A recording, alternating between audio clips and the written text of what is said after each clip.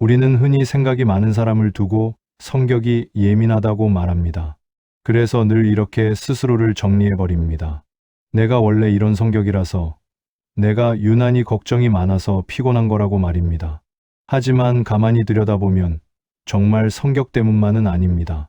생각 많은 사람들의 피로는 타고난 성향보다 쉬지 못하는 마음의 구조에서 시작되는 경우가 훨씬 많습니다. 생각 많은 사람의 하루를 떠올려 보면 이렇습니다. 몸은 잠자리에 누워 있는데 마음은 하루를 몇 번이나 다시 살고 있습니다. 지나간 말 한마디를 되새기고 하지 말았어야 할 선택을 곱씹고 아직 오지도 않은 내일을 미리 걱정합니다. 몸은 가만히 쉬고 있는데 마음만 계속 움직이고 있는 상태입니다. 그래서 아무리 오래 자도 피곤이 풀리지 않습니다. 마음이 쉬지 않았기 때문입니다. 부처님은 이 상태를 두고 마음이 제자리에 머물지 못한다고 하셨습니다. 마음은 원래 지금 이 순간에 머물러야 하는데 생각이 많아질수록 마음은 과거와 미래를 오가며 바빠집니다. 이 바쁨이 쌓이면 마음은 늘 긴장 상태가 되고 특별히 힘든 일이 없어도 쉽게 지칩니다. 예민해서 피곤한 것이 아니라 마음이 쉬는 법을 잊어버렸기 때문에 피곤해지는 것입니다.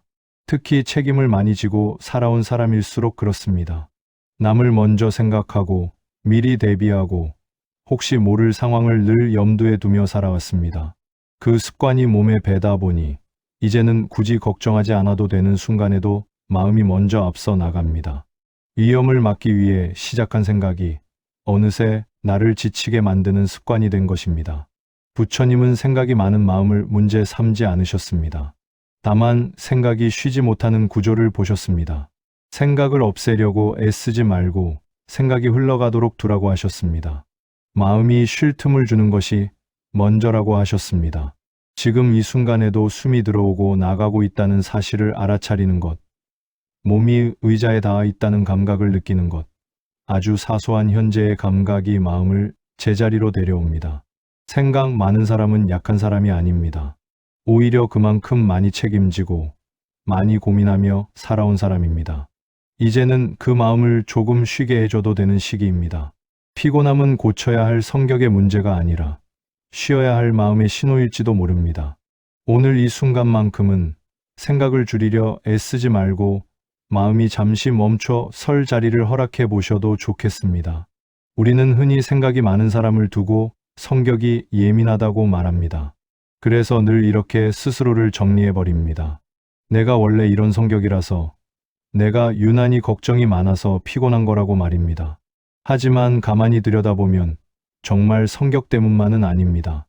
생각 많은 사람들의 피로는 타고난 성향보다 쉬지 못하는 마음의 구조에서 시작되는 경우가 훨씬 많습니다.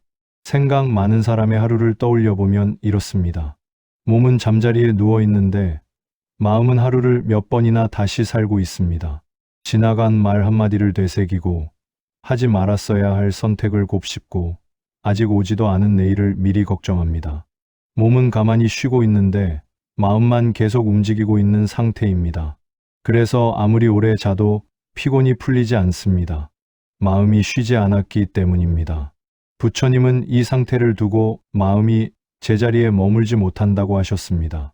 마음은 원래 지금 이 순간에 머물러야 하는데 생각이 많아질수록 마음은 과거와 미래를 오가며 바빠집니다. 이 바쁨이 쌓이면 마음은 늘 긴장 상태가 되고 특별히 힘든 일이 없어도 쉽게 지칩니다. 예민해서 피곤한 것이 아니라 마음이 쉬는 법을 잊어버렸기 때문에 피곤해지는 것입니다. 특히 책임을 많이 지고 살아온 사람일수록 그렇습니다. 남을 먼저 생각하고 미리 대비하고 혹시 모를 상황을 늘 염두에 두며 살아왔습니다. 그 습관이 몸에 배다 보니 이제는 굳이 걱정하지 않아도 되는 순간에도 마음이 먼저 앞서 나갑니다. 위험을 막기 위해 시작한 생각이 어느새 나를 지치게 만드는 습관이 된 것입니다. 부처님은 생각이 많은 마음을 문제 삼지 않으셨습니다. 다만 생각이 쉬지 못하는 구조를 보셨습니다. 생각을 없애려고 애쓰지 말고 생각이 흘러가도록 두라고 하셨습니다. 마음이 쉴 틈을 주는 것이 먼저라고 하셨습니다. 지금 이 순간에도 숨이 들어오고 나가고 있다는 사실을 알아차리는 것, 몸이 의자에 닿아 있다는 감각을 느끼는 것, 아주 사소한 현재의 감각이 마음을 제자리로 데려옵니다. 생각 많은 사람은 약한 사람이 아닙니다. 오히려 그만큼 많이 책임지고 많이 고민하며 살아온 사람입니다. 이제는 그 마음을 조금 쉬게 해줘도 되는 시기입니다. 피곤함은 고쳐야 할 성격의 문제가 아니라 쉬어야 할 마음의 신호일지도 모릅니다. 오늘 이 순간만큼은 생각을 줄이려 애쓰지 말고 마음이 잠시 멈춰 설 자리를 허락해 보셔도 좋겠습니다. 생각이 많다는 이유로 스스로를 탓해 본 적이 많으실 겁니다. 왜 이렇게 머릿속이 조용하지 않을까? 왜 남들보다 더 복잡하게 느낄까? 그래서 우리는 마음이 편해지려면 생각이 없어져야 한다고 믿게 됩니다. 하지만 부처님은 생각이 많은 마음을 문제 삼지 않으셨습니다. 오히려 생각이 많은 것 자체는 자연스러운 마음의 작용이라고 보셨습니다. 숨이 들고 나는 것처럼 생각이 일어나는 것도 살아있는 마음의 본래 모습이라는 것입니다. 부처님이 문제로 보신 것은 생각의 양이 아니었습니다. 하루에 몇 가지 생각을 하느냐, 얼마나 자주 떠올리느냐가 아니라 그 생각을 어떻게 대하느냐가 중요하다고 하셨습니다. 생각이 많아도 괴롭지 않은 사람이 있고 생각이 많지 않아도 늘 불안한 사람이 있습니다. 이 차이를 만든 것은 생각의 개수가 아니라 생각을 붙잡는 마음의 태도였습니다. 우리는 생각이 떠오르면 거의 자동으로 그 생각과 하나가 됩니다. 이 생각이 맞는지 틀린지 판단하고 이유를 찾고 결론을 내려버립니다. 그러다 보면 생각은 더 커지고 더 무거워집니다. 특히 예민한 사람일수록 한 생각을 오래 붙잡고 여러 방향으로 굴려봅니다. 그 과정에서 마음은 점점 지쳐가지만 정작 우리는 생각이 많아서 힘들다고만 여깁니다. 부처님은 생각을 없애려고 애쓰지 말라고 하셨습니다. 생각을 밀어내려 하면 오히려 더 강해지기 때문입니다. 대신 생각을 하나의 현상으로 보라고 하셨습니다. 아, 이런 생각이 올라왔구나. 여기까지만 알아차리고 더 붙잡지 않는 것입니다. 이 순간 생각과 나 사이에 아주 작은 거리가 생깁니다. 그 거리가 마음을 살립니다. 생각은 파도와 같습니다. 파도가 일어나는 것은 바다의 잘못이 아닙니다. 하지만 파도에 휩쓸리면 힘들어집니다. 부처님은 파도를 없애려 하지 말고 파도를 바라보는 자리에 서라고 하셨습니다. 생각이 일어나는 것을 막을 수는 없지만 그 생각에 끌려가지 않을 수는 있다는 뜻입니다. 생각이 많은 사람들은 사실 깊이 생각할 수 있는 힘을 가진 사람들입니다. 다만 그 힘을 자신을 몰아붙이는데 써왔을 뿐입니다. 이제는 그 방향을 바꿔야 할 때입니다. 생각이 올라오면 이렇게 말해보셔도 좋겠습니다. 이건 생각일 뿐. 지금 당장 내가 해결해야 할 현실은 아니라고요. 마음을 다스린다는 것은 머릿속을 비우는 일이 아닙니다. 생각이 있어도 흔들리지 않는 힘을 기르는 일입니다. 생각을 줄이려 애쓰는 대신 생각을 붙잡지 않는 연습을 할 때 생각 많은 마음도 서서히 숨을 고르기 시작합니다. 그리고 그때 비로소 예민한 마음은 괴로움이 아니라 지혜로 바뀌기 시작합니다. 생각이 많아질수록 마음이 불안해지는 데에는 분명한 이유가 있습니다. 우리는 흔히 불안이 성격 때문이라고 생각하지만 부처님은 불안의 뿌리를 다른 곳에서 보셨습니다. 불안은 지금 일어난 일 때문이 아니라 아직 오지도 않은 일을 마음속에서 먼저 살고 있기 때문에 생긴다고 하셨습니다. 몸은 여기 있는데 마음은 이미 내일과 그 다음을 헤매고 있는 상태인 것이지요. 생각이 많은 사람들은 특히 이 경향이 강합니다. 작은 가능성 하나에도 마음이 먼저 반응합니다. 혹시 이렇게 되면 어쩌지? 만약 저런 일이 생기면 감당할 수 있을까? 아직 아무 일도 일어나지 않았지만 마음은 이미 그 상황을 여러 번 겪습니다. 그래서 하루가 끝나기도 전에 마음은 지쳐버립니다.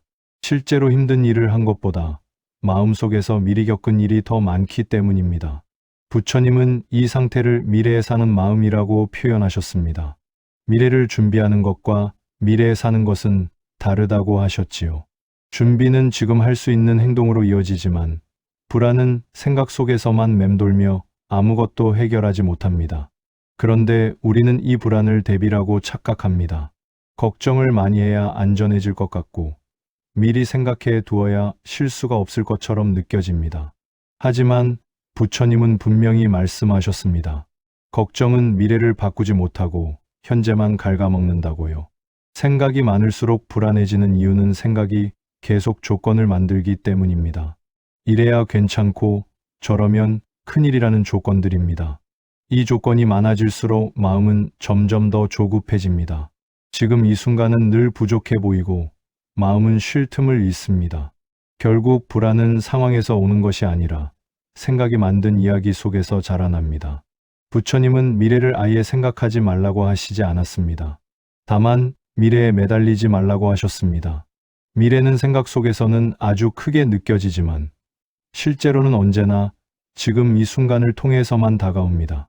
지금을 벗어나 미래로 가는 길은 없습니다. 이 사실을 받아들이지 못할 때 마음은 계속 앞서 달리며 스스로를 지치게 합니다. 불안이 올라올 때 이렇게 한번 말해보셔도 좋겠습니다. 아직 일어나지 않은 일을 내가 지금 살고 있구나 하고요. 이 알아차림 하나만으로도 마음은 잠시 현재로 돌아옵니다. 숨이 들어오고 나가는 감각, 발이 바닥에 닿아 있는 느낌처럼 지금 확인할 수 있는 것들에 마음을 두는 순간 불안은 힘을 잃기 시작합니다. 생각이 많고 예민한 사람일수록 미래를 책임져야 했던 시간이 길었습니다. 그래서 불안은 약함이 아니라 책임감의 흔적일지도 모릅니다. 이 사실을 이해하면 마음은 자신을 덜 몰아붙이게 됩니다. 그리고 조금씩 아직 오지 않은 시간을 내려놓고 지금을 살아갈 여유를 회복하게 됩니다. 불안은 사라지지 않아도 더 이상 마음의 주인이 되지는 않습니다. 예민한 사람들의 마음을 가만히 들여다보면 불안만큼이나 자주 머무는 곳이 있습니다. 바로 과거입니다. 이미 지나간 일이라는 걸 알면서도 마음은 자꾸 그 자리로 돌아갑니다. 그때 왜 그렇게 말했을까? 그 선택만 하지 않았어도 지금은 달라지지 않았을까? 이런 생각들이 조용히 그러나 끈질기게 마음을 붙잡습니다. 예민한 사람일수록 이 되새김은 더 섬세하고 더 오래 이어집니다. 부처님은 과거를 떠올리는 것 자체를 문제 삼지 않으셨습니다. 기억은 삶의 일부이기 때문입니다. 하지만 과거에 머무는 마음은 지금을 살지 못하게 만든다고 하셨습니다. 예민한 사람들은 한 장면을 떠올릴 때 단순히 기억하지 않습니다. 그 감정까지 함께 다시 살아냅니다. 부끄러움, 아쉬움, 분노, 슬픔이 한꺼번에 올라오면서 마음은 현재가 아니라 그때로 돌아갑니다. 이 과정에서 가장 큰 역할을 하는 것이 자책입니다. 예민한 마음은 상황보다 자신을 먼저 탓합니다. 내가 더 잘했어야 했는데, 내가 참았어야 했는데, 내가 눈치챘어야 했는데, 이렇게 스스로에게 책임을 몰아붙이다 보면 과거는 반성의 재료가 아니라 벌의 공간이 됩니다. 마음은 쉬지 못하고 같은 장면을 반복 재생하며 스스로를 몰아붙입니다. 부처님은 반성과 자책을 분명히 구분하셨습니다. 반성은 지금의 삶을 바꾸는 힘이 되지만 자책은 과거의 마음을 묶어둔다고 하셨습니다. 예민한 사람들의 마음은 이 경계를 자주 넘나듭니다. 무엇을 배웠는지보다 왜 나는 그랬을까에 더 오래 머뭅니다. 그 결과 과거는 끝나지 않은 이야기처럼 계속 마음속에서 이어집니다. 예민한 사람이 과거에 오래 머무는 이유는 감정이 깊기 때문입니다. 얕게 지나치지 못하고 느낀 것을 끝까지 끌어안습니다. 이 자체가 잘못은 아닙니다. 다만 그 깊이를 자신을 상처내는 데 쓰고 있을 뿐입니다. 부처님은 이럴 때 과거를 없애려 하지 말고 과거를 보는 자리를 바꾸라고 하셨습니다. 그때의 나를 지금의 기준으로 심판하지 말고 그때의 조건과 마음을 이해해 주라고 하셨습니다. 후회가 올라올 때 이렇게 말해보셔도 좋겠습니다. 그때의 나는 그만큼밖에 알지 못했고 그만큼 최선을 다했구나 하고요. 이 한 문장은 자책의 고리를 끊는 힘을 가집니다. 과거는 여전히 기억으로 남아있지만 마음을 끌고 다니지는 못하게 됩니다. 마음을 다스린다는 것은 과거를 지우는 일이 아닙니다. 과거가 지금의 나를 괴롭히지 못하게 하는 일입니다. 예민한 마음이 과거에 머무를 때마다 지금 이 순간으로 조용히 불러오는 연습을 할 때 마음은 조금씩 현재의 자리를 잡습니다. 그리고 그때 비로소 생각 많고 예민한 마음도 쉼을 배워가기 시작합니다. 불안한 마음을 느낄 때 우리는 가장 먼저 이렇게 생각합니다. 이 불안을 어떻게 없앨 수 있을까? 편안해지고 싶은 마음이 간절해질수록 불안은 반드시 제거해야 할 대상처럼 느껴집니다. 하지만 부처님은 이 지점에서 전혀 다른 말씀을 하셨습니다. 불안은 없애야 할 적이 아니라 이해해야 할 현상이라고 하셨습니다. 그리고 아이러니하게도 불안을 없애려 할수록 마음은 더 불안해진다고 보셨습니다. 불안이 커지는 가장 큰 이유는 저항입니다. 마음속에 불안이 올라오면 우리는 즉시 그것을 밀어내려 합니다. 이러면 안 돼. 왜 이렇게 불안하지? 이렇게 생각하면 안 된다고 스스로를 다그칩니다. 이 순간 마음은 불안과 싸우기 시작합니다. 그런데 싸움이 시작되면 불안은 더 단단해집니다. 부처님은 저항이 괴로움을 만든다고 하셨습니다. 불안 자체보다 불안을 거부하는 마음이 괴로움의 씨앗이라는 뜻입니다. 생각 많은 사람일수록 이 싸움이 치열합니다. 불안을 느끼는 순간 그 원인을 찾고 해결책을 만들려 합니다. 아직 일어나지 않은 일까지 끌어와 걱정을 덧붙이고 마음은 점점 더 복잡해집니다. 불안은 하나의 감정인데 생각이 붙으면서 이야기로 커집니다. 이 이야기가 불안을 오래 붙잡아 둡니다. 부처님은 불안을 없애려 하지 말고 불안이 일어나는 것을 허락하라고 하셨습니다. 허락한다는 말은 좋아라는 뜻이 아닙니다. 도망치지 말고 밀어내지 말고 있는 그대로 보라는 뜻입니다. 아, 지금 불안이 올라왔구나. 여기까지만 알아차리고 더 판단하지 않는 것입니다. 이 순간 불안은 더 이상 싸울 상대를 찾지 못합니다. 불안은 파도와 같습니다. 파도를 막으려고 하면 더 큰 힘이 필요하지만 파도가 지나가도록 두면 스스로 잦아듭니다. 불안도 마찬가지입니다. 머물러 있으려고 해도 붙잡지 않으면 오래 머물지 못합니다. 다만 우리는 늘 불안과 함께 무엇을 해야 한다고 믿어왔을 뿐입니다. 불안을 느끼는 자신을 문제 삼지 않을 때 마음은 조금씩 힘을 뺍니다. 부처님은 이 힘 빠짐을 지혜라고 보셨습니다. 무엇인가를 더하거나 고치는 것이 아니라 불필요한 싸움을 멈추는 힘입니다. 불안이 있어도 괜찮다고 허락하는 순간 불안은 점점 힘을 잃기 시작합니다. 마음을 다스린다는 것은 완전히 불안하지 않은 사람이 되는 것이 아닙니다. 불안이 와도 흔들리지 않고 지나가게 둘 수 있는 사람이 되는 것입니다. 예민한 마음은 여전히 많은 것을 느끼지만 그 감정에 끌려다니지 않는 법을 배웁니다. 그렇게 마음은 불안을 없애려 애쓰지 않아도 조금씩 편안해지는 길을 찾게 됩니다. 불안을 없애려 애쓸수록 마음이 더 바빠진다는 걸 조금 느끼기 시작하면 자연스럽게 다음 질문이 떠오릅니다. 그렇다면 생각은 어떻게 해야 할까? 부처님은 이 질문 앞에서 관조라는 말을 남기셨습니다. 관조는 생각을 멈추는 기술이 아닙니다. 생각을 없애는 방법도 아닙니다. 생각을 따라가지 않는 태도, 그것이 관조의 핵심입니다. 우리는 보통 생각이 올라오면 곧바로 반응합니다. 이 생각이 맞는지 틀린지 따지고 해결책을 찾고 결론을 내려야 마음이 놓일 것 같기 때문입니다. 하지만 이 과정에서 마음은 생각과 하나가 됩니다. 생각이 나를 끌고 가고 나는 그 생각 속에서 흔들립니다. 부처님은 바로 이 지점을 경계하셨습니다. 생각을 문제 삼지 말고 생각에 끌려가는 마음을 보라고 하셨습니다. 관조란 생각을 멀리서 바라보는 것입니다. 마치 길가에 서서 차들이 지나가는 것을 보는 것처럼 생각이 오고 가는 것을 지켜보는 태도입니다. 이때 중요한 것은 개입하지 않는 것입니다. 왜 이런 생각이 들었을까 묻지 않아도 되고 이 생각이 옳은지 판단하지 않아도 됩니다. 그저 이런 생각이 지나가는구나 하고 바라보는 것으로 충분합니다. 생각 많은 사람들은 이 지점에서 가장 어려움을 느낍니다. 그냥 두면 무책임한 것 같고 따라가지 않으면 문제가 해결되지 않을 것처럼 느껴지기 때문입니다. 하지만 부처님은 생각을 따라간다고 해서 문제가 해결되는 것은 아니라고 하셨습니다. 오히려 생각을 따라갈수록 문제는 더 복잡해지고 마음은 더 지쳐간다고 하셨습니다. 관조를 연습하면 처음에는 생각이 더 선명해지는 것처럼 느껴질 수 있습니다.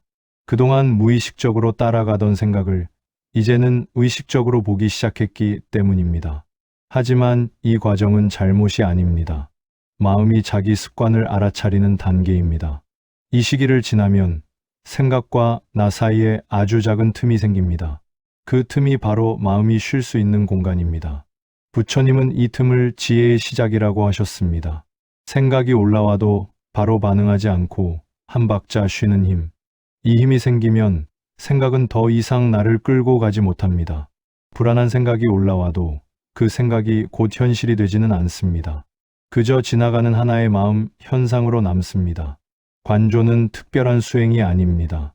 일상 속에서 얼마든지 연습할 수 있습니다. 걱정이 올라올 때 결론을 내리기 전에 잠시 멈춰보는 것. 생각이 반복될 때 지금 또 같은 생각이구나 하고 알아차리는 것. 이 작은 연습들이 쌓이면 마음은 점점 생각의 속도에서 벗어나기 시작합니다. 마음을 편하게 산다는 것은 생각이 없는 사람이 되는 것이 아닙니다. 생각이 있어도 휘둘리지 않는 사람이 되는 것입니다. 관조는 그 길을 여는 가장 현실적인 방법입니다. 생각을 멈추려 애쓰지 않아도, 따라가지 않기만 해도 마음은 충분히 가벼워질 수 있습니다. 그리고 그때 비로소 예민한 마음은 쉼을 허락받기 시작합니다.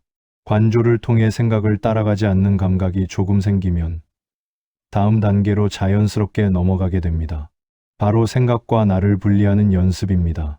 우리는 대부분 생각이 떠오르는 순간 그 생각이 곧 나 자신이라고 느낍니다. 불안한 생각이 들면 내가 불안한 사람이 된 것 같고, 부정적인 생각이 떠오르면 내가 부족한 사람인 것처럼 느껴집니다. 하지만 부처님은 이 둘을 분명히 구분하셨습니다.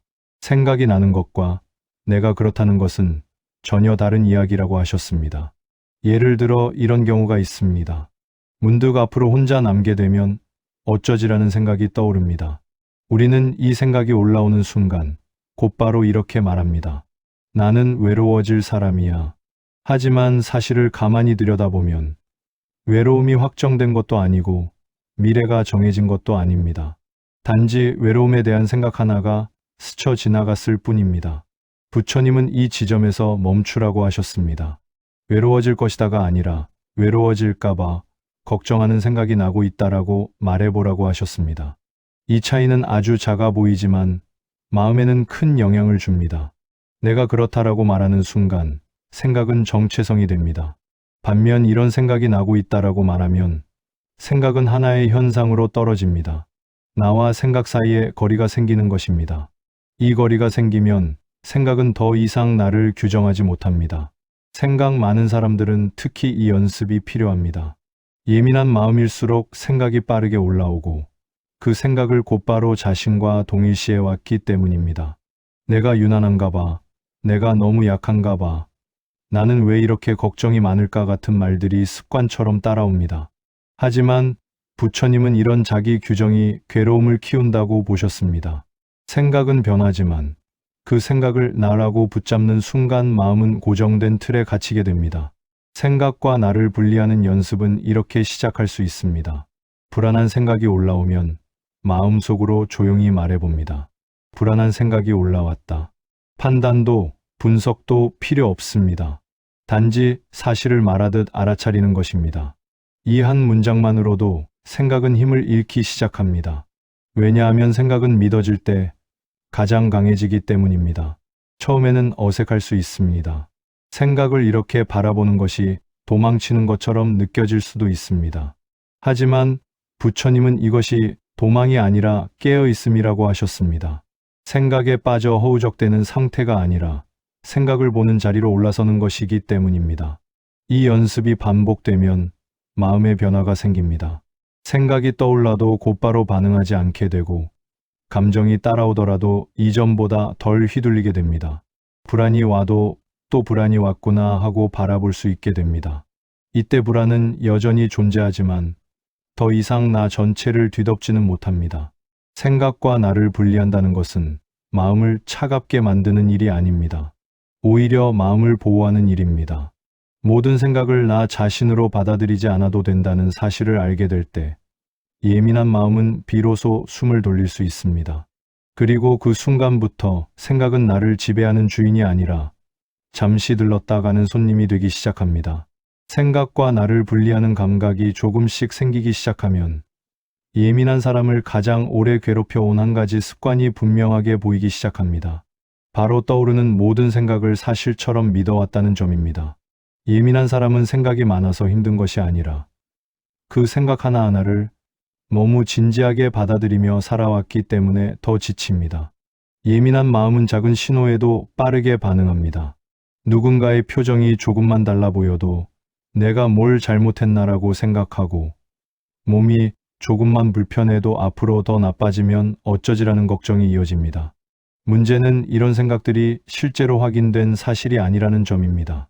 대부분은 마음이 먼저 만든 이야기일 뿐입니다.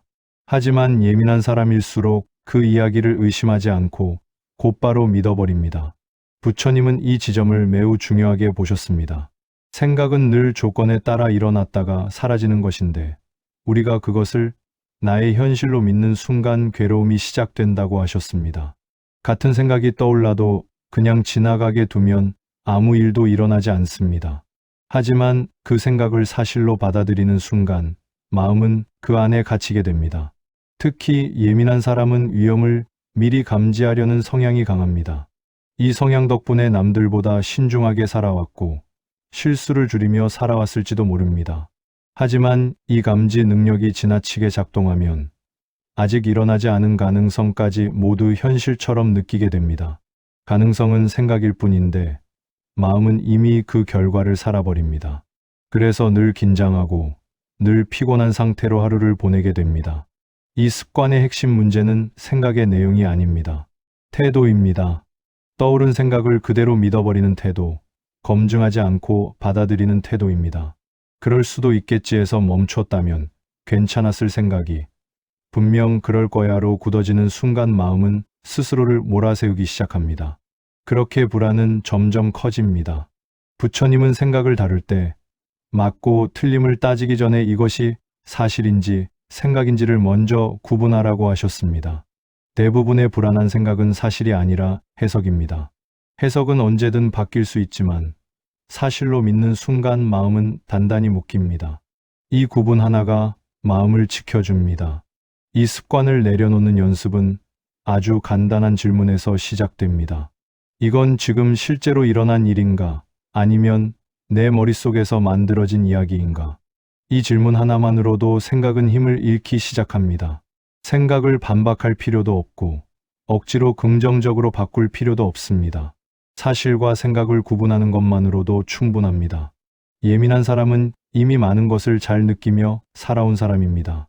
이제 필요한 것은 더 예민해지는 것이 아니라 떠오른 생각을 전부 사실로 믿지 않아도 된다는 허락입니다. 그 허락이 생기는 순간 마음은 훨씬 가벼워집니다. 생각은 여전히 오르내리지만 그 생각에 인생 전체를 맡기지 않게 됩니다. 그때 비로소 예민함은 짐이 아니라 삶을 섬세하게 바라보는 힘으로 자리를 바꾸기 시작합니다. 앞선 이야기에서 우리는 예민한 사람이 왜 생각을 사실처럼 믿게 되는지를 살펴봤습니다. 이제 그 다음으로 보이는 것이 있습니다. 바로 불안이라는 감정입니다. 우리는 흔히 불안을 약함의 증거처럼 여깁니다. 겁이 많아서, 마음이 약해서, 담대하지 못해서 생기는 감정이라고 생각합니다. 하지만 부처님은 불안을 그렇게 보지 않으셨습니다. 불안은 결함이 아니라 살아남기 위해 길러진 마음의 흔적이라고 보셨습니다. 불안은 원래 위험을 감지하는 기능입니다. 몸과 마음을 지키기 위해 미리 살피고 대비하게 만드는 신호입니다. 문제는 이 기능이 필요 이상으로 오래, 그리고 자주 작동할 때입니다. 특히 평생 책임을 짊어지고 살아온 사람일수록 이 신호는 더 예민해집니다. 가족을 먹여 살려야 했고, 실수하면 안 됐고, 나 하나 무너지면 여러 사람이 함께 흔들리는 삶을 살아왔기 때문입니다. 그런 삶에서는 불안이 사라질 틈이 없습니다. 늘 앞을 내다봐야 했고, 최악의 상황을 먼저 계산해야 했습니다.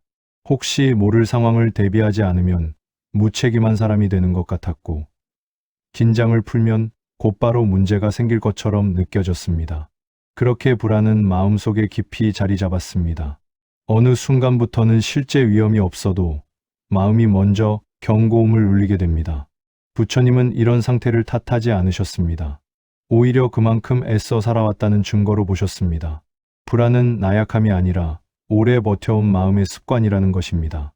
누군가를 지켜야 했던 사람, 실패를 감당할 여유가 없었던 사람일수록 불안은 더 강해질 수밖에 없습니다. 마음이 쉬는 법을 배울 기회가 없었기 때문입니다. 하지만 문제는 불안이 계속 현재를 잠식할 때입니다. 과거에는 생존에 도움이 되었던 이 감정이 지금은 삶을 옥죄는 감정으로 바뀝니다. 이미 위험한 상황이 아닌데도 마음은 여전히 전투 태세를 유지합니다. 몸은 하루를 살아가는데 마음은 늘 위기를 대비하고 있습니다. 이때 사람은 이유 없이 지치고 이유 없이 불안해집니다. 부처님은 여기서 중요한 전환을 말씀하셨습니다. 불안을 없애려 하지 말고 불안이 왜 여기까지 오게 되었는지를 이해하라고 하셨습니다. 이 불안은 나를 괴롭히려고 생긴 것이 아니라 나를 살리려고 생긴 감정이라는 사실을 알아차리는 것입니다. 이 이해가 생기면 마음은 스스로를 덜 몰아붙이게 됩니다. 이제는 물어볼 수 있습니다. 지금도 정말 이 정도의 경계가 필요한가? 과거에는 필요했던 긴장이 지금의 나에게도 여전히 필요한지 조용히 살펴보는 것입니다. 불안은 사라지지 않을 수 있습니다. 하지만 불안이 삶의 운전대를 잡지 않게 할 수는 있습니다. 불안은 위험 신호가 아니라 책임을 다해 살아온 흔적입니다.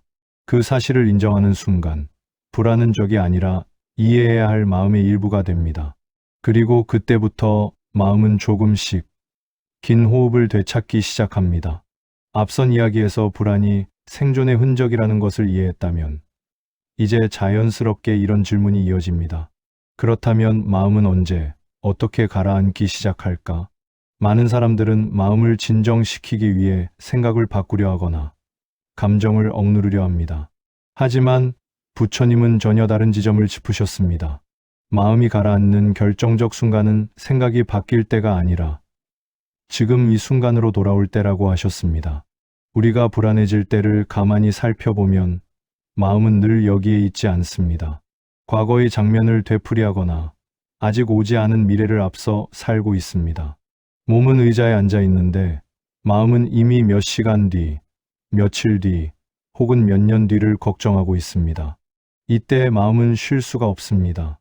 현실이 아니라 상상 속에서 계속 움직이기 때문입니다. 부처님은 마음을 가라앉히는 가장 현실적인 방법으로 현재의 감각을 말씀하셨습니다. 거창한 깨달음이나 깊은 명상이 아니라 아주 단순한 감각입니다.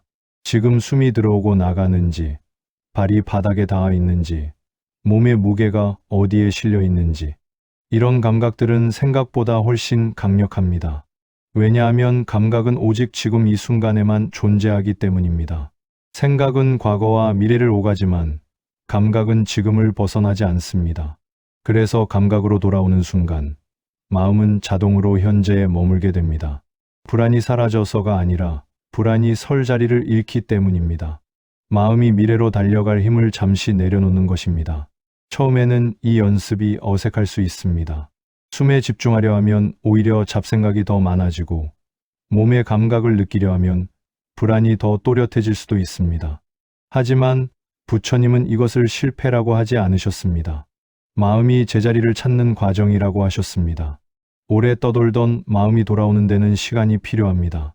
중요한 것은 오래 머무르려 애쓰지 않는 것입니다. 잠깐 돌아왔다가 다시 생각으로 흘러가도 괜찮습니다. 다시 알아차리고 다시 지금으로 돌아오면 됩니다.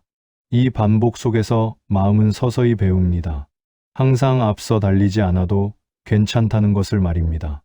마음이 가라앉는 결정적 순간은 아주 조용하게 찾아옵니다.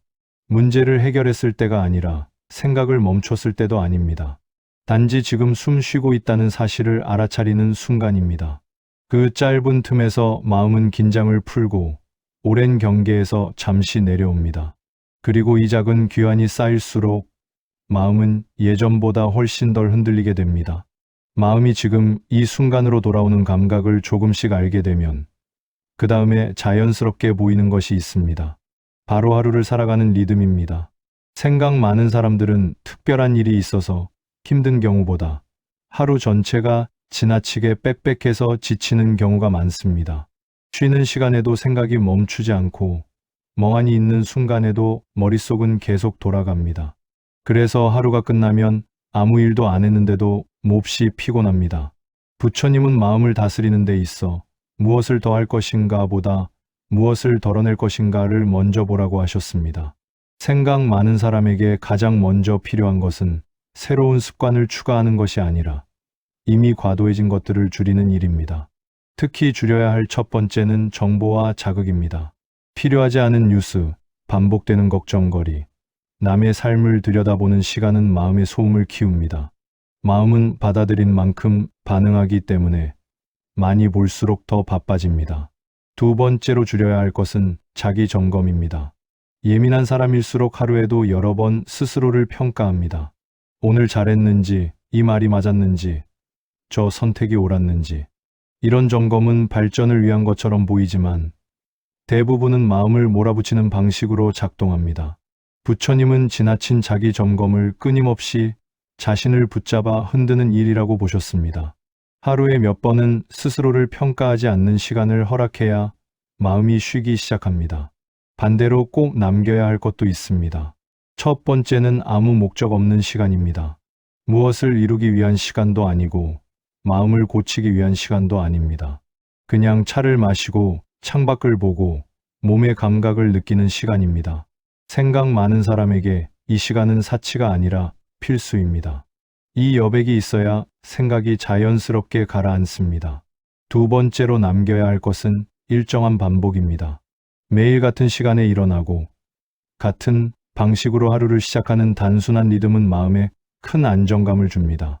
부처님이 수행에서 반복을 중요하게 여긴 이유도 여기에 있습니다. 예측 가능한 하루는 생각의 여지를 줄이고 마음을 지금에 머물게 합니다. 하루의 리듬이 바뀌면 마음도 함께 바뀝니다. 생각을 없애려고 애쓰지 않아도, 불안을 다스리려 애쓰지 않아도 괜찮습니다. 줄일 것은 줄이고 남길 것은 남기는 선택만으로도 마음은 훨씬 덜 예민해집니다. 생각 많은 사람에게 필요한 것은 더 잘 사는 법이 아니라 덜 흔들리며 하루를 보내는 방식입니다. 그 리듬이 만들어질 때 마음은 비로소 쉴 자리를 찾게 됩니다. 예민함을 조금씩 다스리기 시작하면 삶은 눈에 띄게 달라지기보다 조용히 깊어지기 시작합니다. 이전에는 예민함이 고통의 원인처럼 느껴졌다면 이제는 세상을 더 섬세하게 느끼는 감각으로 바뀝니다. 같은 상황을 겪어도 덜 흔들리고 같은 말을 들어도 예전처럼 오래 붙잡히지 않습니다. 문제가 사라진 것이 아니라 마음이 반응하는 방식이 달라진 것입니다. 예민한 사람들은 늘 스스로를 이렇게 정의해 왔습니다. 나는 왜 이렇게 유난할까? 왜 남들보다 힘들까? 하지만 부처님은 예민함 자체를 문제로 보지 않으셨습니다. 다만 그 예민함을 어디에 쓰고 있는지를 보라고 하셨습니다. 예민함이 비교와 걱정으로 향하면 고통이 되지만 알아차림과 관조로 향하면 지혜가 됩니다.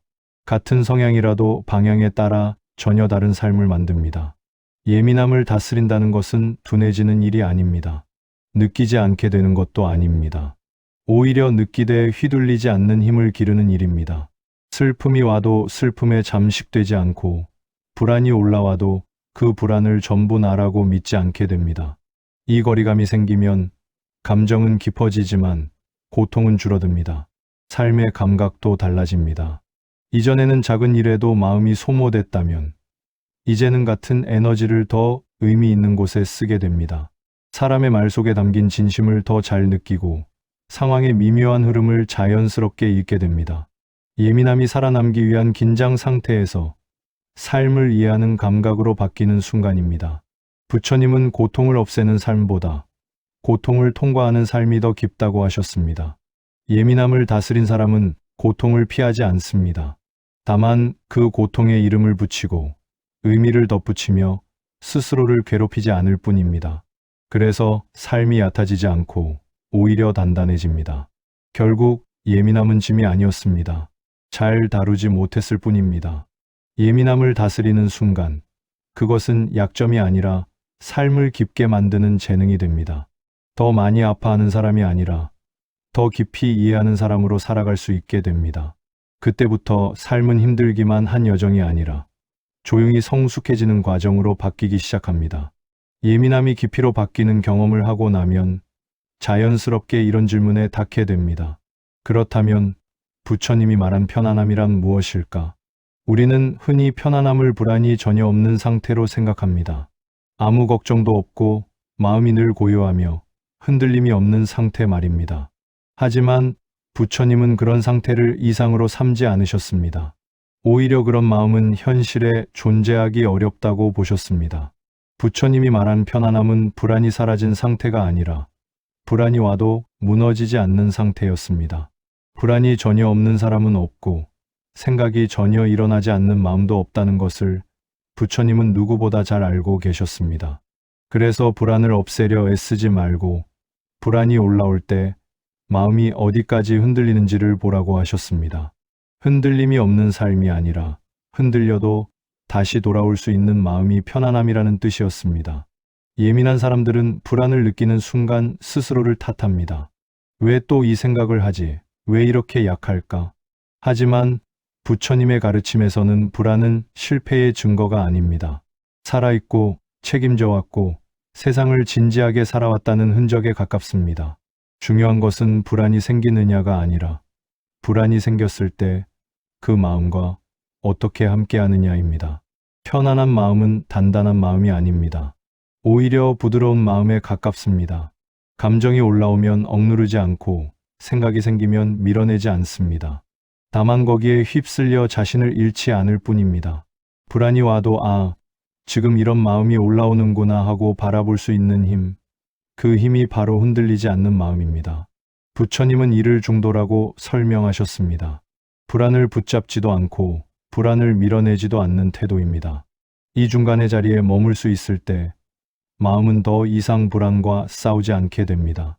싸움이 멈추는 순간 마음은 자연스럽게 숨을 고릅니다. 그래서 편안함은 결과가 아니라 태도입니다. 불안이 없는 날이 편안한 날이 아니라 불안이 있어도 나를 잃지 않은 날이 편안한 날입니다. 이 기준이 바뀌는 순간 예민한 사람의 삶은 훨씬 덜 버겁고 훨씬 안정적으로 흘러가기 시작합니다. 여기까지 따라오셨다면 이제 하나의 결론에 도착하게 됩니다. 생각이 많고 예민한 인생도 충분히 괜찮다는 사실입니다. 우리는 오랫동안 예민함을 고쳐야 할 성격으로 생각 많은 마음을 약점으로 여겨왔습니다. 그래서 늘 다른 사람이 되려고 애썼고 덜 느끼는 사람이 되기를 바랐습니다. 하지만 부처님의 가르침을 따라 마음을 들여다보면 문제는 이 마음이 아니라 이 마음을 대하는 태도였다는 것을 알게 됩니다. 생각이 많다는 것은 그만큼 많은 것을 책임져 왔다는 뜻이기도 합니다. 예민하다는 것은 그만큼 세상을 가볍게 넘기지 않았다는 증거이기도 합니다. 이 성향 자체가 잘못된 것이었다면 여기까지 이렇게 성실하게 살아올 수 있었을 리 없습니다. 다만 그 마음을 너무 오랫동안 긴장 속에 두었을 뿐입니다. 부처님은 마음을 바꾸라고 하지 않으셨습니다. 마음을 이해하라고 하셨습니다. 생각을 없애려 하지 말고 감정을 누르려 하지 말고 지금 일어나는 마음을 있는 그대로 알아차리라고 하셨습니다.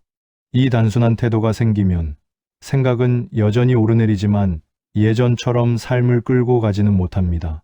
마음은 생각보다 훨씬 자유로워집니다. 예민한 사람의 강점은 공감 능력과 깊이입니다. 남이 지나치는 감정을 알아보고 상황의 미묘한 변화를 느끼며 삶을 표면이 아니라 안쪽에서 경험합니다. 이 감각을 고통으로만 쓰지 않고 알아차림으로 돌릴 수 있다면 예민함은 삶을 괴롭히는 짐이 아니라 삶을 풍성하게 만드는 힘이 됩니다.